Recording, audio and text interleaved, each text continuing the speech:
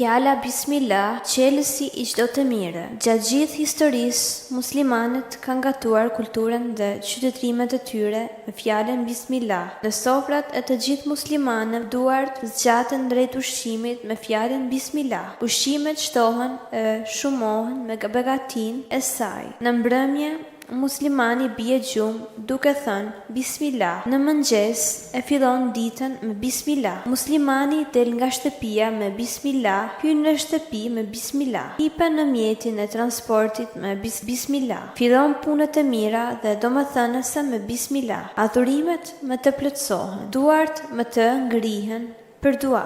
Të gjithë predikuesit me të fillojnë fjalët e tyre, të gjithë shkrimtarët fillojnë veprat e tyre me të. Vendet më të veçanta në xhami zbukurohen me të. Ajo gjendet dhe tek kryeveprat e artit kaligrafik Osman. Ajo është e pazëvendësueshme në poezi, prozë dhe në të gjithë letërsinë. Të semuret me të shërim gjejnë. Fëmijëve që sapo kanë nisur të flasim, ajo ju mësohet në fillim.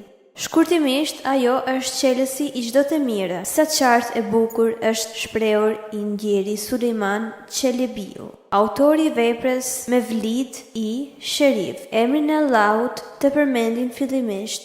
Vajib është kjo fjalipra. Për çdo rob, kushdo që sheh parsor emrin e Allahut, çdo punë Allahu ja lehtëson atij.